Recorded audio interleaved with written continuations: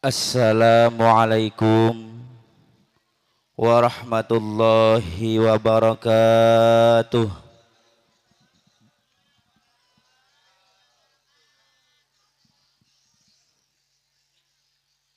A'udzu billahi minasyaitonir rajim. Bismillahirrahmanirrahim.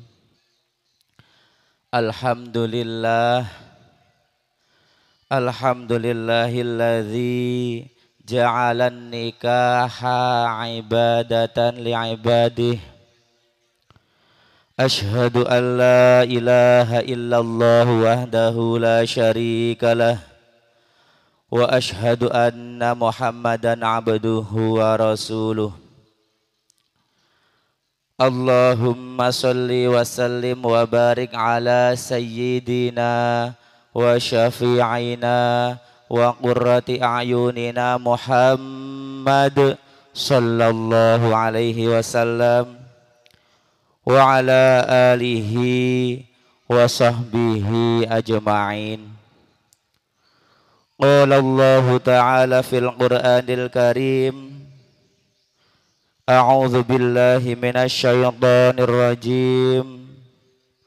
Wa ankihul ayyama minkum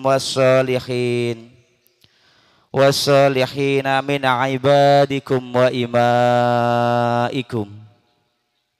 Al-ayah. Amma ba'du. Hadratal kurama wal fudala, para alim, para ulama, sesepuh bini sepuh, tokoh adat, tokoh masyarakat Desa Sidomulyo, khususnya Dusun 5, wa nakhusu bidzikri Romo Kiai Sukardi, Romo Kiai Hadi Solehan, Romo Kiai yang lain, asatid wal asatidzah, para haji dan para hajah yang semoga senantiasa diberikan umur panjang oleh Allah Subhanahu wa ta'ala, fi sihatin wa afiatin. Allahumma amin.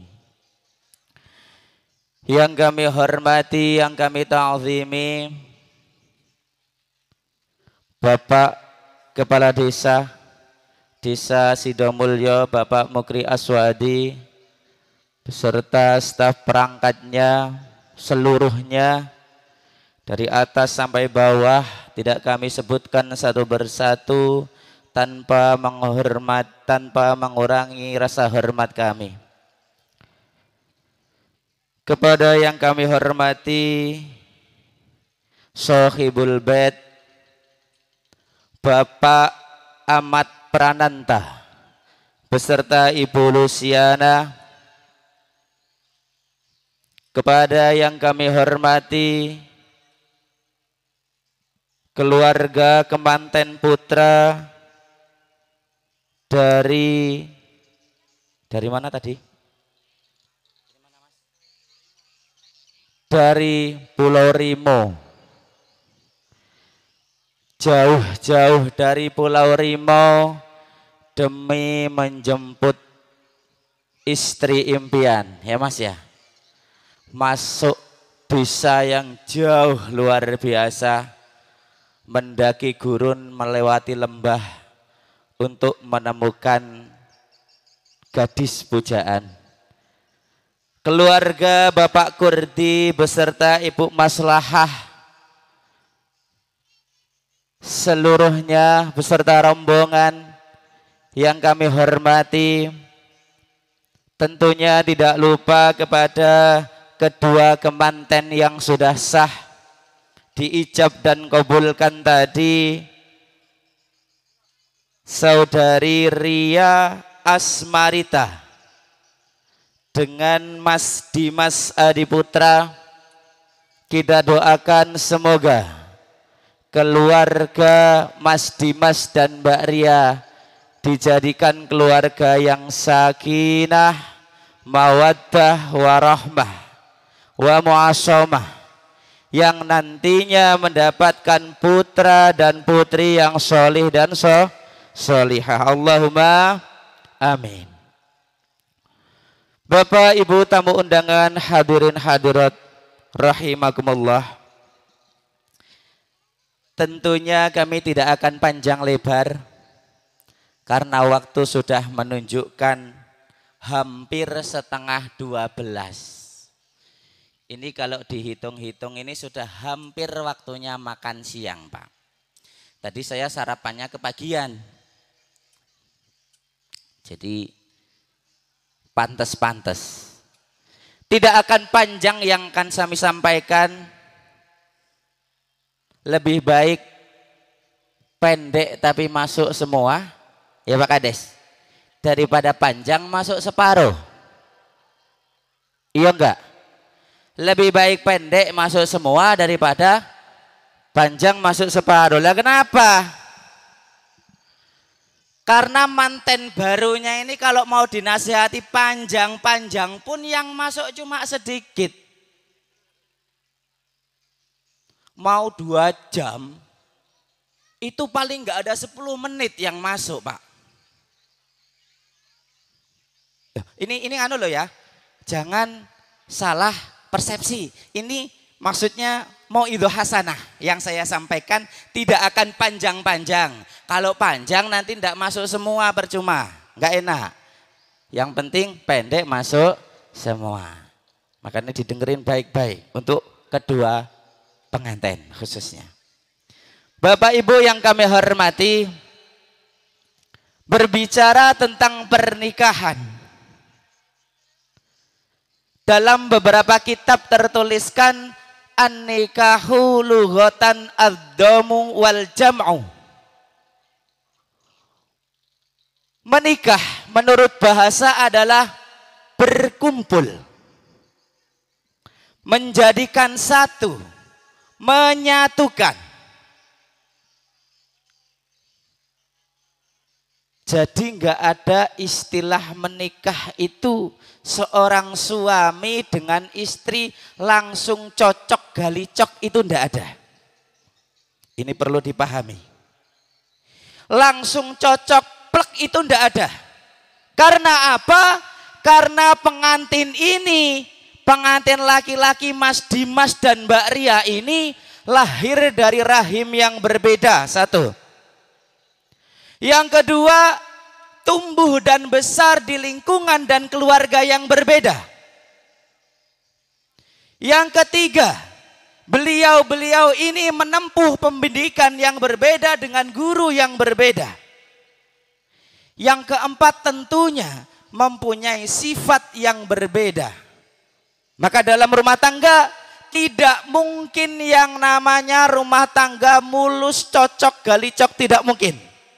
Mustahil. Karena keduanya tumbuh dari lingkungan yang berbeda, tentu akan banyak perbedaan. Nah, karena pengertian nikah itu adalah ad-dhamu wal jam'u, bagaimana seorang suami, bagaimana seorang istri mencari celah agar supaya keduanya bisa cocok dan bisa berjalan beriringan. Dan tentunya harus menurunkan ego yang luar biasa, Bapak Ibu. Harus menurunkan ego yang luar biasa. Karena biasanya seorang laki-laki menganggap dirinya wah hebat. Dirinya lebih tinggi daripada perempuan, kadang semena-mena. Tapi perempuan zaman sekarang disemena-menai oleh laki-laki juga tidak mau. Iya Pak ya.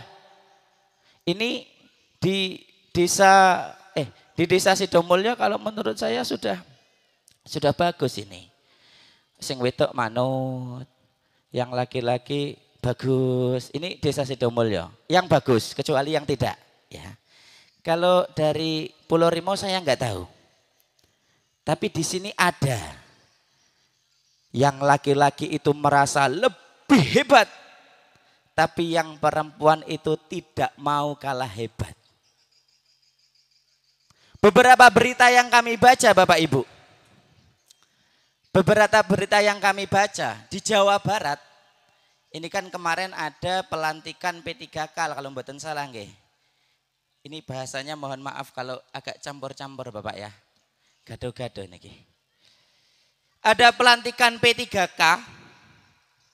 Berita yang kami baca di Jawa Barat itu entah saya lupa kecamatan mana.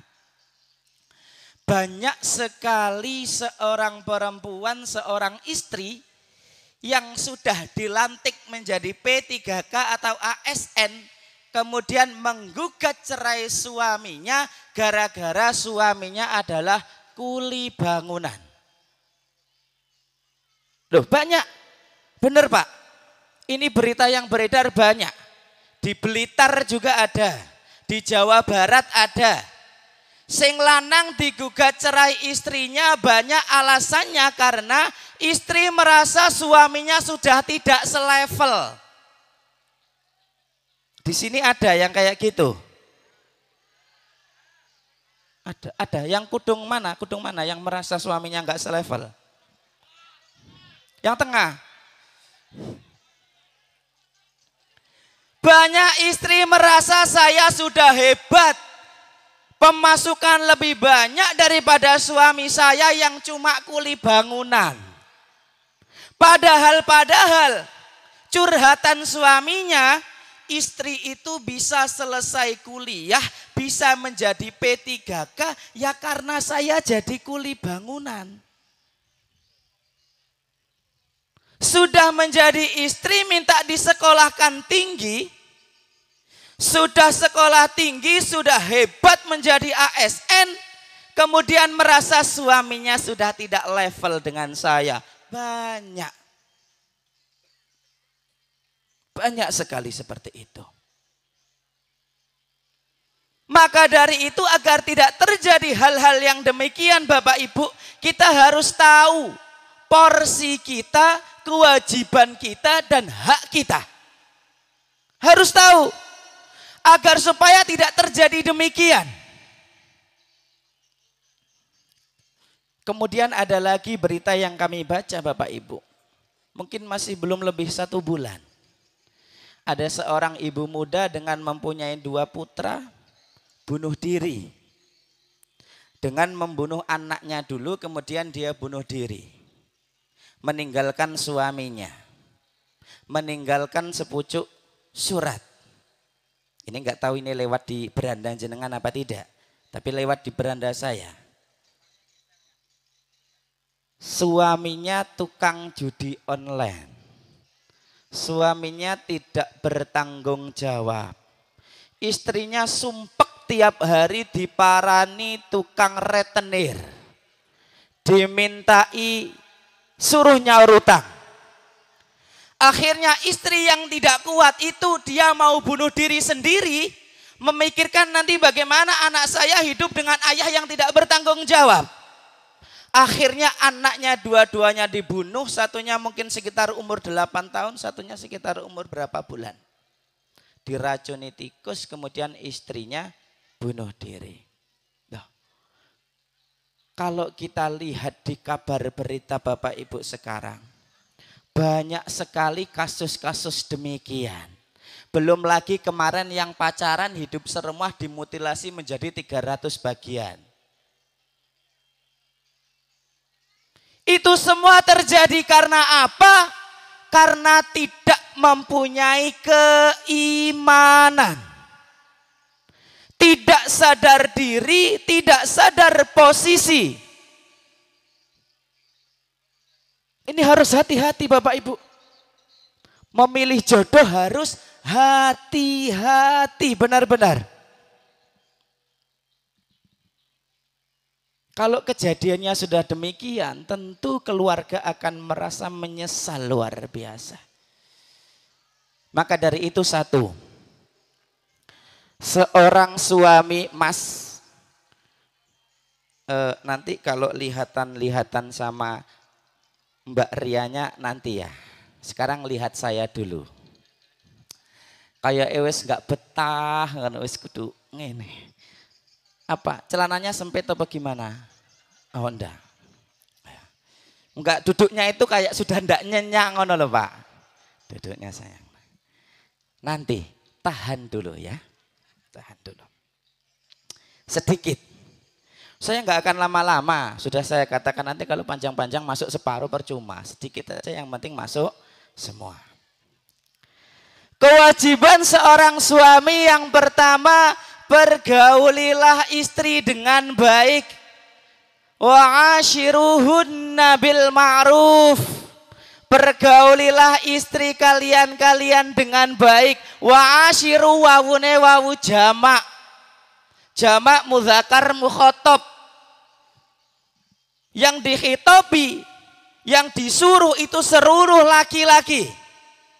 Hunna kepada istri-istri bil ma'ruf. Pergaulilah dengan baik. Baiknya jangan pas cuma manten baru, Mas. Manggilnya gimana manggilnya? Alah, malu-malu. Manggilnya gimana? Sayang.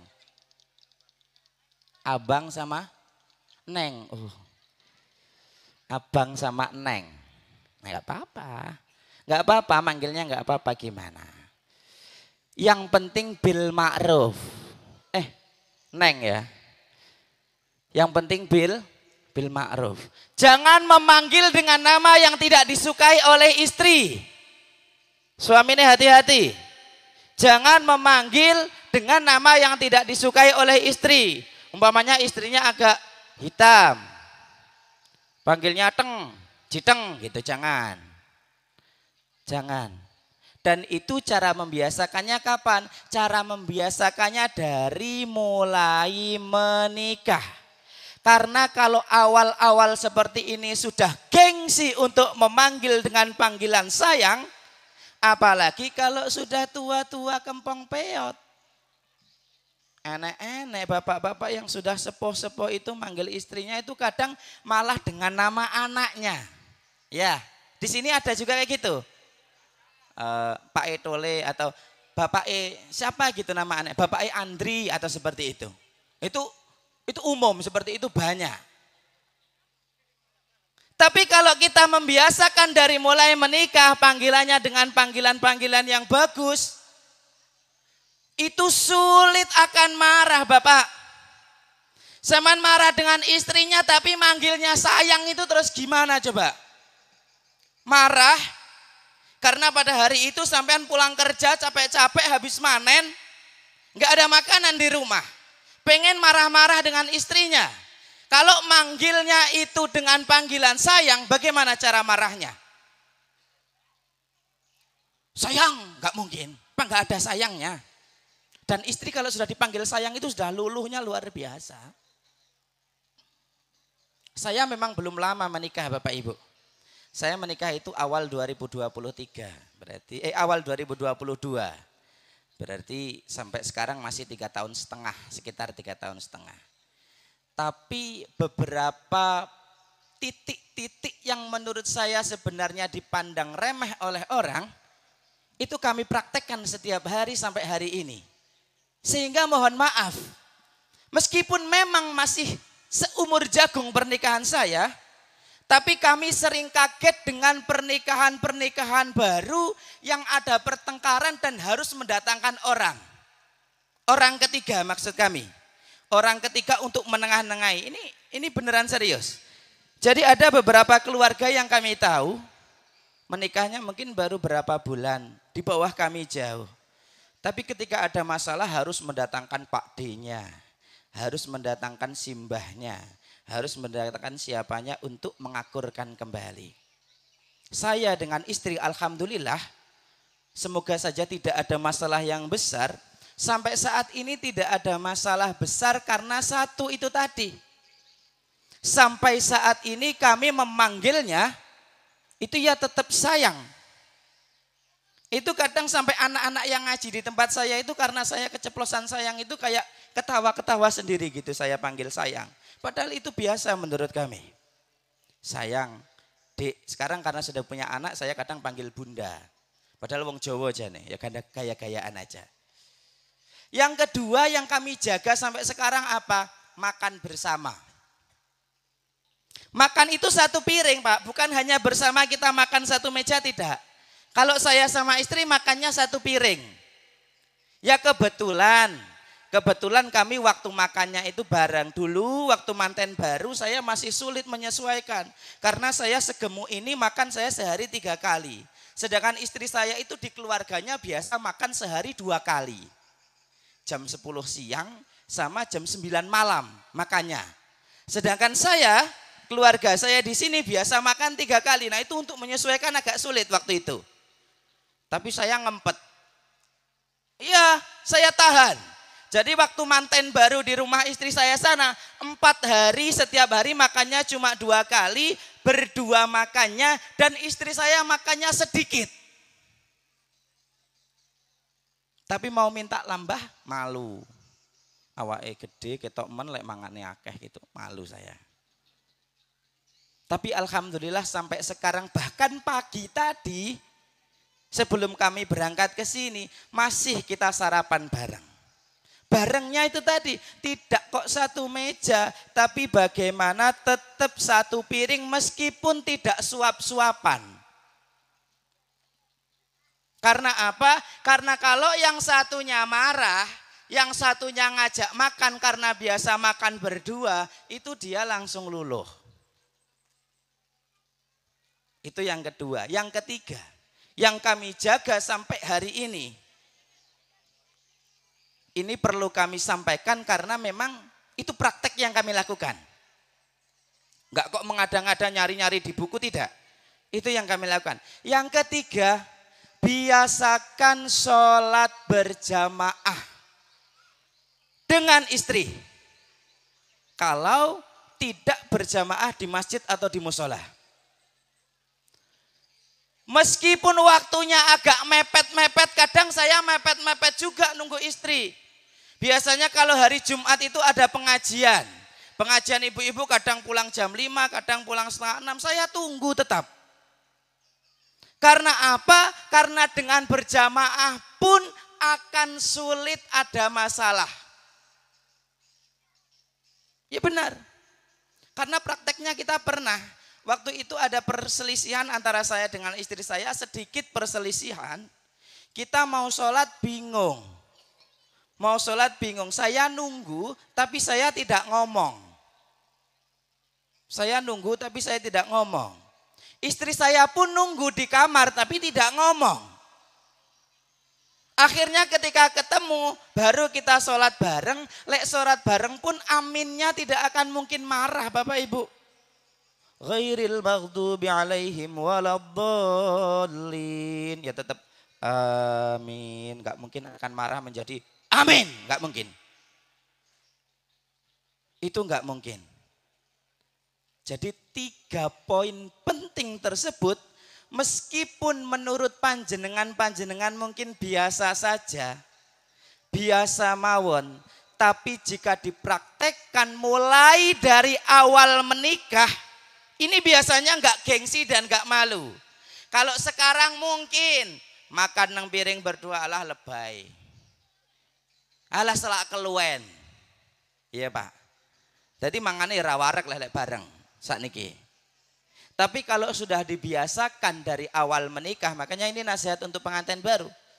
Dari awal menikah sudah dibiasakan, insya Allah kedepannya akan terbiasa dan itu salah satu yang menjadi ta'alluq batiniyah antara seorang suami dan istri. Yang keempat, biasakan ngobrol sebelum tidur. Ya Mbak, nanti malam sudah tidur bareng. Ngobrol, jangan bekerja terus. Ngobrol dulu. Biasakan ngobrol sebelum tidur, kenapa? Sedikit saja meskipun hanya 5 menit. Meskipun hanya 10 menit. Kadang itu suami mempunyai beban dari pagi sampai sore. Kadang istri juga punya masalah dari pagi sampai sore. Entah masalah dengan keluarga, masalah dengan anak, unek-unek dengan suami, kadang ada. Dan itu kalau bisa jangan dipendam sampai esok hari. Malam ngobrol, tapi jangan emosi. Kalau ada masalah ya diselesaikan baik-baik. Kalau emosi nanti malam itu tidak akan terjadi apa-apa masalahnya. Jangan emosi, ngobrol dengan baik-baik. Hari ini ada masalah ini, ada masalah ini. Sampaikan. Karena orang zaman sekarang Bapak Ibu, kebanyakan kalau mau tidur itu ungkur-ungkuran. Apa tuh bahasa Indonesia ungkur-ungkuran gitu? Apa? Apa Pak? Punggung-punggungan. Itu loh Pak. Punggung-punggungan karena ngelihat HP sendiri-sendiri. Zaman sekarang itu kayak gitu, yang satu scroll TikTok, yang satu scroll Instagram, yang satu masih buat status, yang satu lihat cewek. Sekarang kayak gitu. Banyak. Mungkin yang sepuh-sepuh tidak, tapi yang muda-muda, yang masih tante-tante, masih om-om ini kayak gitu Pak banyaknya.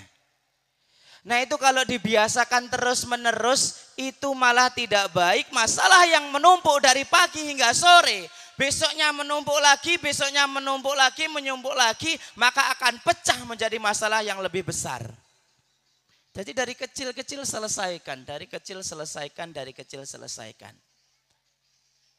Itu yang pertama. Wa ashiruhunna bil ma'ruf. Pergaulilah istri dengan baik. Yang kedua, menjadi seorang suami harus sabar Mas. Ya. Sabar kudu dodone sing ombo. Dadi bojo ojo emosian. Meskipun kita merasa ar-rijalu qawwamuna 'alan nisa, seorang laki-laki itu pemimpin, pemimpin itu biasanya enggak gelem dipimpin. Pemimpin itu merasa sudah berkuasa. Tapi harus mendengarkan bawahannya, istrinya. Sabarnya harus luas. Karena istri yang sampean dapatkan ini dari keluarga yang berbeda, pendidikannya berbeda, tentu nanti sampean akan menemukan sifat-sifat yang tidak sampean sukai. Pas pacaran iya Mas, ketok bagus semua. Pokoknya wong pacaran ki kayak zaman saiki kayak ndelok HP, kayak ndelok uploadan neng HP. Filteran semua. Jerawatnya enggak kelihatan. Matanya sudah pakai lentik-lentik, enggak kelihatan kalau sipit. Kulitnya saja enggak kelihatan kalau ada belang-belang panunya. Iya. Pernah emang pacaran ngerti panune? Mboten to. Lah ya enggak ngerti. Sampean ro ngerti panune, ro ngerti jerawate, ro ngerti belang-belang yang lainnya. Tapi kalau sudah menikah dan nanti dibuka bukan buka itunya lah. Maksudnya kebuka semuanya, sudah tahu istri seutuhnya, nanti baru akan kelihatan, oh istriku ternyata yang tidak disukai ini. Oh sifat jeleknya ternyata seperti ini. Oh ternyata tidak suka ini. Oh ternyata istriku keleknya bau umpamanya. Umpamanya ini. Oh ternyata suamiku sepertinya bagus bak nasi kile cantengan umpamanya. Itu nanti akan baru diketahui. Ini bukan masalah fisik ya. Mohon maaf, ini bukan masalah fisik.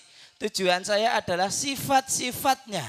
Nanti akan ketahuan ketika sudah hidup bareng berumah tangga. Nah maka jadi seorang laki-laki kudu sabar. Sabar menghadapi istri yang demikian. Kadang permintaannya juga banyak. Apalagi istri-istri zaman sekarang yang sudah glowing luar biasa. Skincare-nya mahal-mahal. Bajunya pengennya juga yang bagus-bagus. Sebagai seorang suami sabar. Lek mampu ya dituruti. Itu dari pihak suami. Kalau dari pihak istri, ya berarti harus tahu diri. Sebatas mana kemampuan suami, kalau di luar batas kemampuan suami, itu sampean juga zalim.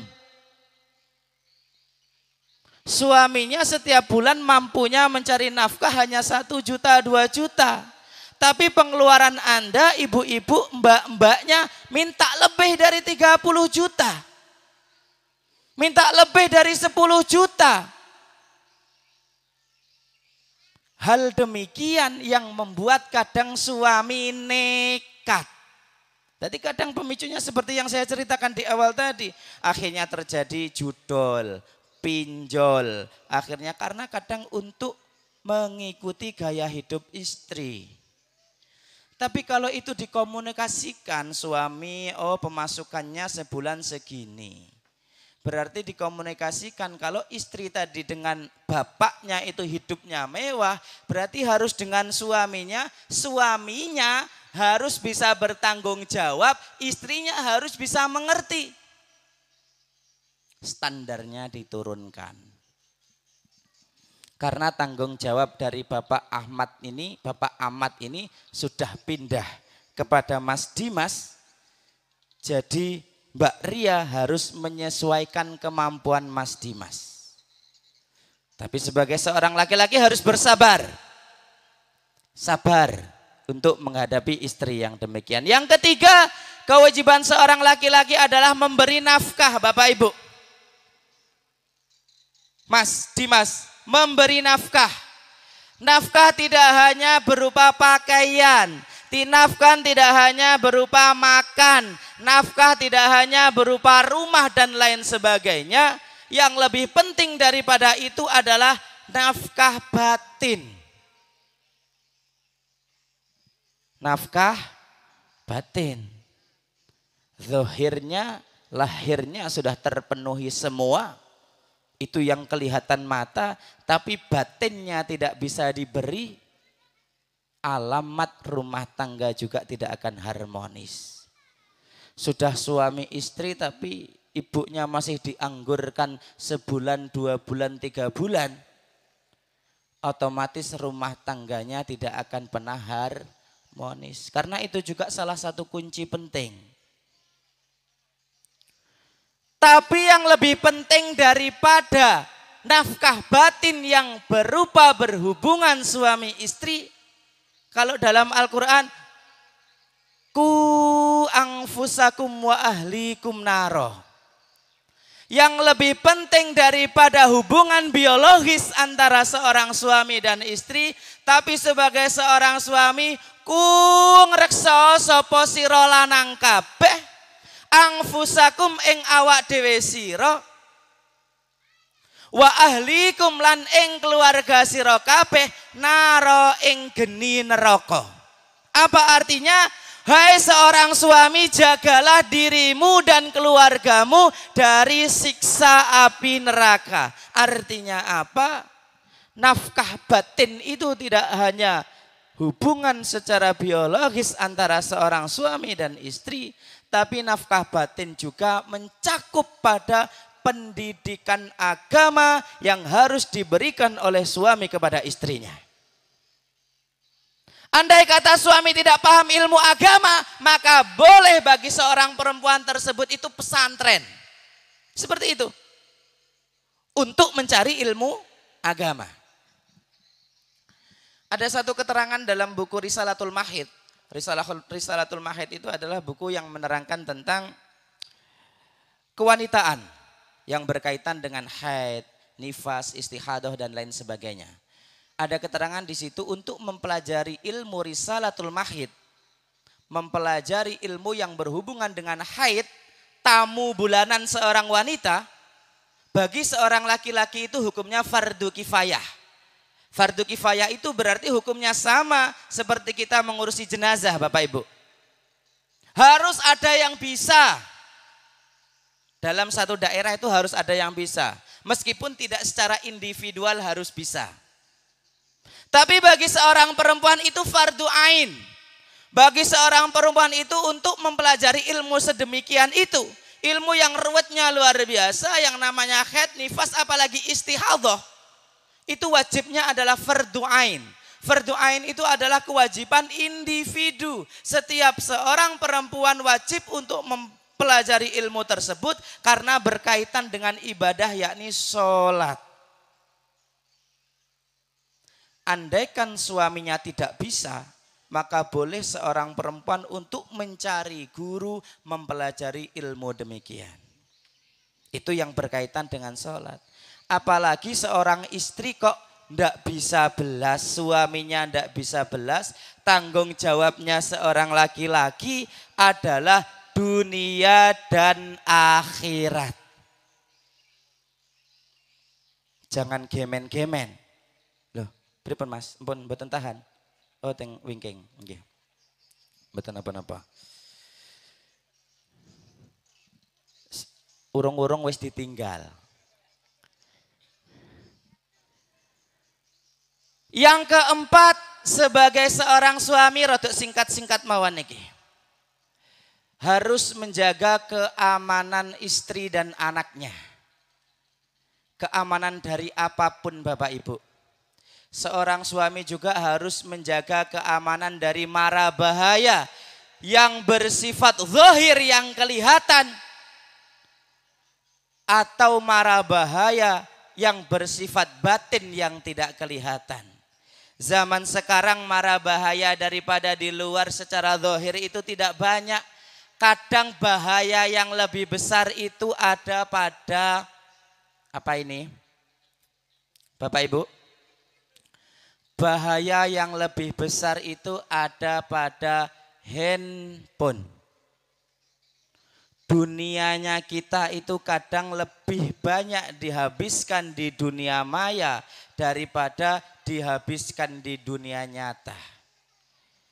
Sebagai seorang suami harus menjaga istrinya agar tidak belok kemana-mana. Menjaga istrinya demikian, begitupun suaminya. Agar supaya juga tidak belok kemana-mana. Zaman sekarang hanya karena like saja. Like itu apa? Menyukai saja. Menyukai foto yang ada di Instagram, menyukai foto yang ada di Facebook, itu nanti bisa menjalar kemana-mana.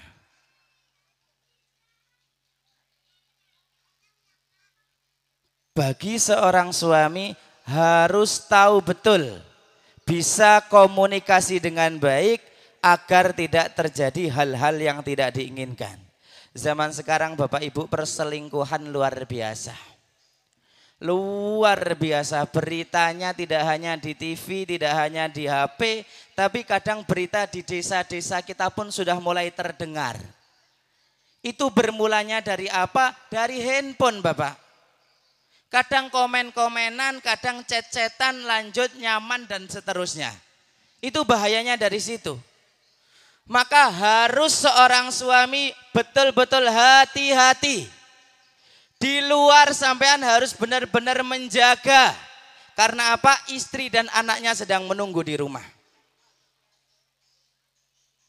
Yang terakhir kewajiban seorang suami adalah harus bisa menjadi teladan seorang istri. Harus menjadi teladan seorang istri dan tentunya putra-putrinya. Kalau suaminya itu uraan, suaminya itu lepas kontrol, maka jangan berharap istrinya akan menjadi wanita yang solihah. Kalau suaminya itu sudah tidak berpegang teguh pada nilai-nilai dan ajaran agama, jangan berharap istrinya pun akan berpegang teguh terhadap nilai-nilai agama. Tentunya karena mempunyai suami yang sudah di luar kendali agama, istri pun akan mengikut terhadap suaminya. Maka sebagai suami-suami harus menjadi teladan bagi istrinya dalam hal apapun. Zaman sekarang mencari harta itu mudah Pak. Mencari rizki itu mudah. Dengan apapun bisa.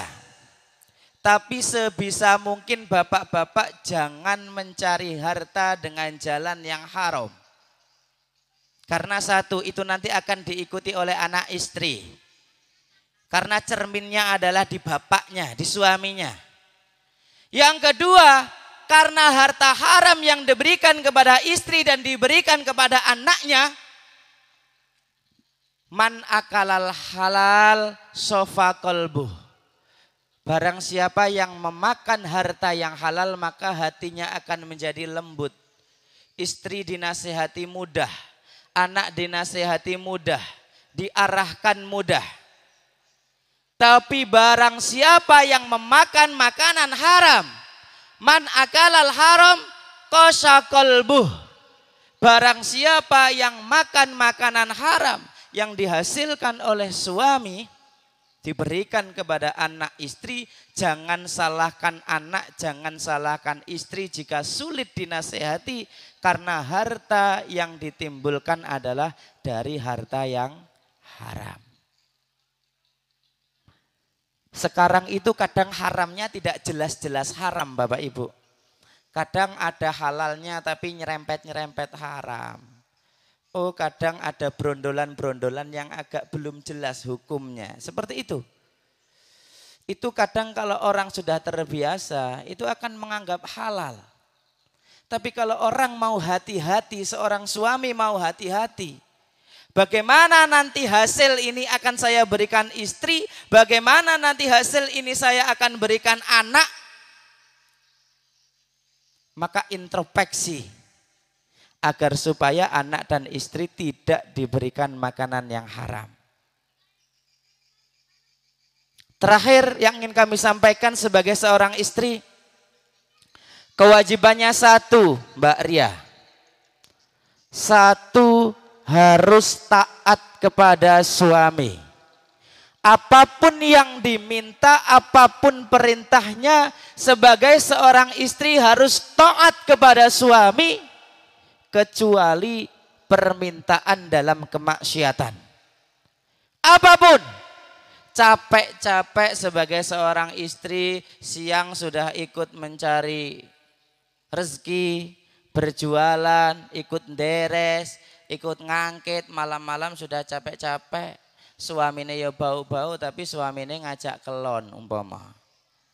Dek, pengen menghilangkan capek. Istrinya dalam keadaan capek.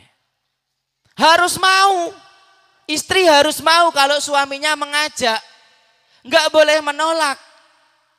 Tapi, nah ini yang perlu digarisbawahi. Tapi sebagai seorang suami juga harus sadar diri Bapak. Kalau posisi istri dalam keadaan capek ya mosok arep dijak. Kalau posisi istri sudah dalam keadaan tidak mood kalau bahasa sekarang, mosok yo akan dipaksa. Maka dalam sebuah pernikahan 80% itu adalah komunikasi. 80% itu adalah komunikasi. Komunikasi antara seorang istri iso maklumi istrinya atau tidak, suami bisa memaklumi istrinya atau tidak, istri bisa memaklumi suami atau tidak. Suami bisa memberi pengertian kepada istri atau tidak, dan istri memberi pengertian kepada suami atau tidak. Contohnya masalah masak memasak tadi. Suami pulang kerja, istrinya belum masak. Karena mungkin sudah repot dengan lain hal dengan anaknya luar biasa. Akhirnya belum sempat nyayur kok suaminya marah-marah. Ini berarti tidak ada komunikasi. Bapak Ibu yang perlu kita ketahui. Kewajiban dengan kerjaan rumah tangga itu bukan kewajiban istri. Ini dicamkan. Tolong dicatat baik-baik. Mas, kewajiban yang ada dalam rumah tangga, contoh memasak, contoh menyapu, contoh mengepel, cuci baju, menyetrika, itu bukan kewajiban Mbak Ria. Ingat, bukan kewajiban Mbak Ria. Itu kewajiban suami, Bapak Ibu. Masak, nyapu, ngepel, umbah-umbah kewajiban suami. Ora trimo.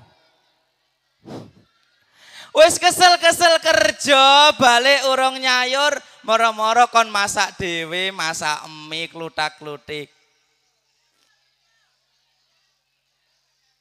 Itu kewajiban suami. Loh, ini saya ceritakan, ini rada ngerasani istri saya, nanti saya pulang minta maaf. Istri saya dijak itu nggak mau. Jadi tak bilangin. Istri saya dari mulai menikah sampai sekarang memasak untuk saya bisa dihitung jari. Loh Pak, tenang. Ini kok gak ngelek-ngelek enggak? Bukan jelek-jelek kan tidak. Karena saya merasa itu kewajiban saya. Satu. Istri saya itu dari kecil, dari umur SD 12 tahun sampai dia di pesantren itu sampai umur 26 tahun. Di Kediri sana, di Peloso, Jawa Timur. Dari umur 12 tahun sampai 26 tahun mau menikah sama saya itu di pesantren. Bahkan sebelum saya ta'aruf, ketika pertama kali saya ketemu dengan abahnya istri saya itu masih di pondok. Baru ketika sudah saya tembung itu baru dijemput. Dan saya paham betul, kadang anak di pesantren yang pesantrennya besar yang diwajibkan makannya itu makan kos, tidak masak, ya nggak bisa masak. Beneran. Dan kebetulan dia di rumah ada mbak-mbak yang masak, istri saya. Anaknya Pak Yai, sing masak nih mbak-mbak. Di pondok nggak pernah masak, menikah dengan saya. Ngobrol malam-malam Mas, saya nggak bisa masak. Loh, saya menikah itu tidak untuk sampean bisa masak. Jadi sampai sekarang, bahkan sampai tadi malam, ya saya yang masak. Biasa, masak sayur, rendang, pinter saya. Rendang jengkol, pinter. Ayam, kalau di Tulungagung itu ada namanya ayam lodoh. Pinter saya masak ayam lodoh. Ingkung, bisa saya. Apa Pak? Loh, ini enggak sombong-sombongan Bapak Ibu. Enggak gaya-gayaan terus ngatain istri saya. Enggak percaya pas ketemu istri saya yang kenal sampean tanya. Jadi pagi-pagi itu kalau sebelum mangkat nderes, itu yang tahu saya kan nderes Pak, mantang. Yang saya sebelum mangkat nderes itu, saya mangkat nderes itu selalu siang. Kadang 7:30. Benar. Kadang 7:30 saya mulai mantang itu. Lewatlah ada tetangga saya itu ya. Lewat kemudian ada manggil saya. Kang, kok mangkatnya awan tenan? Ya karena saya beresan dulu. Kita bagi tugas sama istri kalau pagi. Jadi istri saya nyuci pakaian, itu dia biasanya. Karena dia yang rajin biasanya memilah antara mana yang najis, mana yang putih, mana yang harus dicuci dulu, mana yang harus disucikan dulu, itu biasanya istri saya. Dia nyuci pakaian, masak nasi itu dari kita mulai bangun sebelum subuh masak nasi.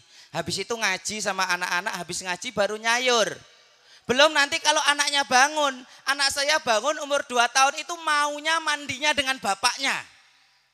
Kalau dia bangun bapaknya kok sudah berangkat ke ladang, nangis. Jadi mandinya sama bapaknya, dia sudah cantik, sudah siap, baru saya berangkat ke ladang. Seperti itu. Karena satu, bukan masalah apa-apa. Itu kewajiban saya dan saya tidak mau membebani istri saya. Saya tidak mau kemudian malaikat melaknat istri saya karena tidak mau saya suruh. Istri kalau tidak mau disuruh suami itu malaikat mendoakan laknat. Tapi kalau suaminya itu maklum dan mau menerima, maka aman istrinya. Jadi Mas, sapa sing wajib isah-isah? Kula inget-inget Mbak ya. Sapa sing wajib umbah-umbah? Kula. Tak takok ini men genah maksud kula saksine kan kathah. Mbak Ria, ya santai.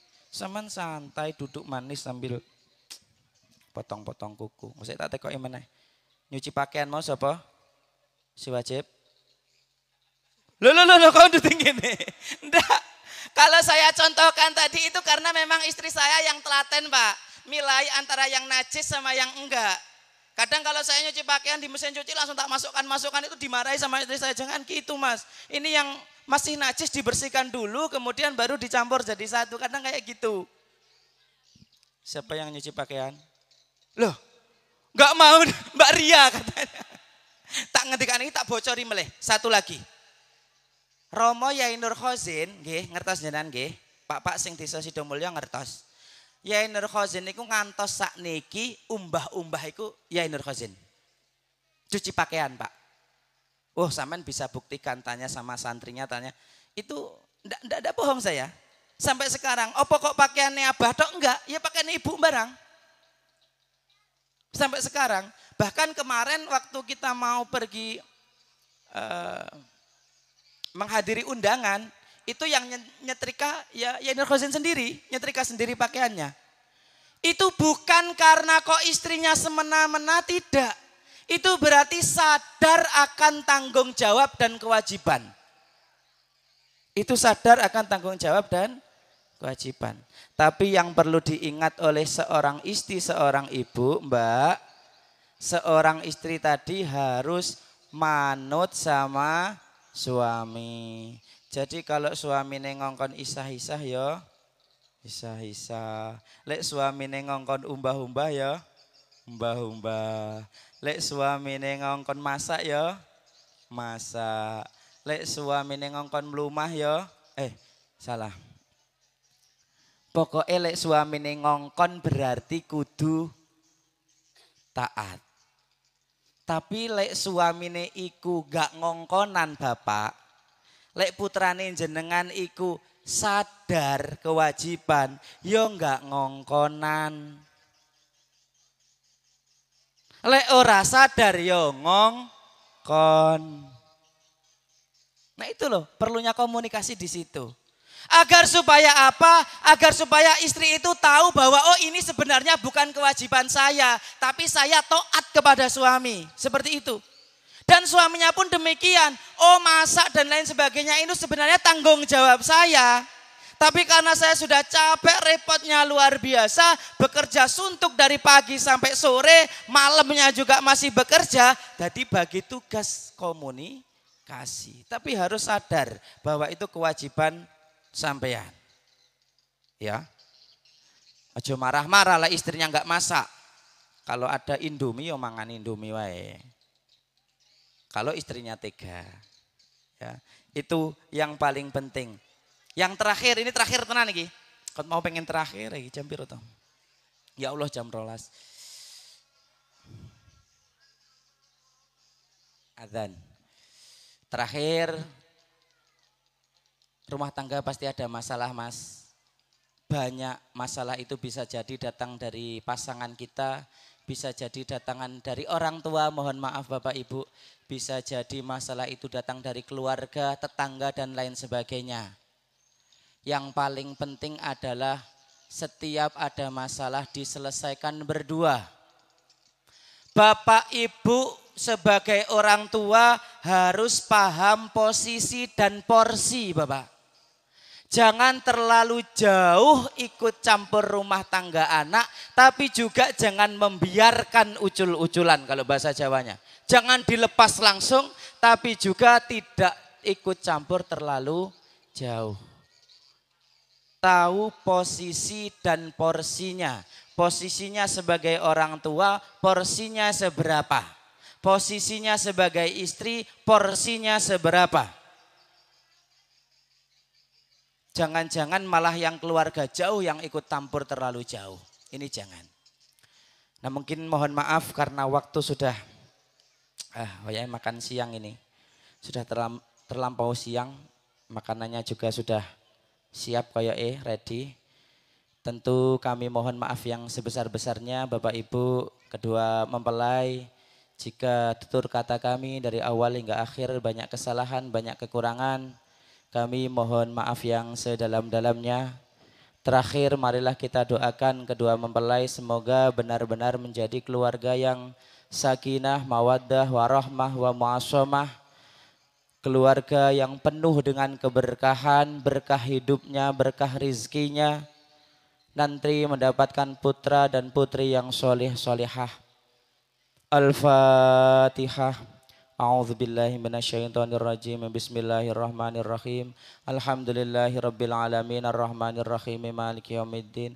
Iyyaka na'budu wa iyyaka nasta'in. Ihdinas siratal mustaqim. Siratal ladzina an'amta 'alaihim ghairil maghdubi 'alaihim waladdallin. Amin. Akhirnya billahi taufiq wal hidayah. Wal afu minkum. Wassalamualaikum warahmatullahi wabarakatuh. Mohon untuk doa kami mohonkan kepada Murabbi Ruhi, guru kami Bapak Kiai Soekardi.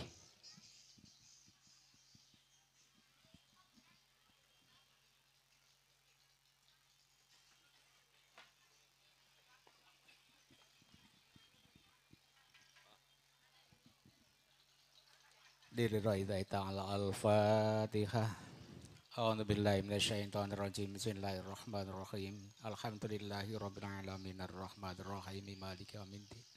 Iyyaka na'budu wa iyyaka nasta'in. Ihdinas siratal mustaqim. Siratal ladzina an'amta 'alaihim ghairil maghdubi 'alaihim waladdallin. Rabbighfirli wa liwalidayya wal mu'minin. A'udzu billahi minasyaitonir rajim. Bismillahirrahmanirrahim. Allahumma shalli ala sayyidina Muhammad wa ala ali sayyidina Muhammad. Sayyidina wal awwalina al akhirin wa sallim wa tabaraka wa ta'ala kulli sahabati Rasulillah ajmain. Alhamdulillahi rabbil alamin. Hamdan na'imin, hamdan syakirin, hamdan yuafi ni'amah wa ikafi mazidah. Ya Rabbana lakal hamdu kama yanbaghi li jalali wajhikal karimi wa andi min sultani. Allahumma la tada'lana bi jam'ina wa majlisina hadza dzamban ila ghafartah wala hamman ila farajatah wala maridan ila safaitah wala mujahidan ila nasartah wala hajatan min hawaijid dunya lakaridan wala qadaita ya arhamar rahimin. Allahumma ya Allah hadil ansrataini ya Allah mubarakan fid dunya wal akhirah. Rabbana hab lana min azwajina wa dzurriyyatina qurrata a'yunin waj'alna lil muttaqina imama. Rabbana atina fid dunya hasanah wa fil akhirati hasanah wa qina adzabannar. Wa sallallahu ala sayyidina Muhammad wa ala alihi wa sahbihi ajmain. Da'wahum fiha subhanakallahumma wa tahiyatum fiha salam. Wa akhiru da'wahum alhamdulillahi rabbil alamin. Al-Fatihah. Bismillahirrahmanirrahim. Alhamdulillah. Iyyaka na'budu wa iyyaka nasta'in. Shiratal ladzina an'amta 'alaihim ghairil maghdubi 'alaihim waladdallin.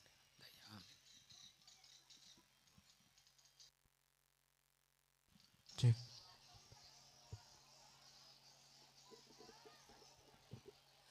Terima kasih kami sampaikan kepada Gus Ahmad Hafid Abdullah atas hikmah pernikahan.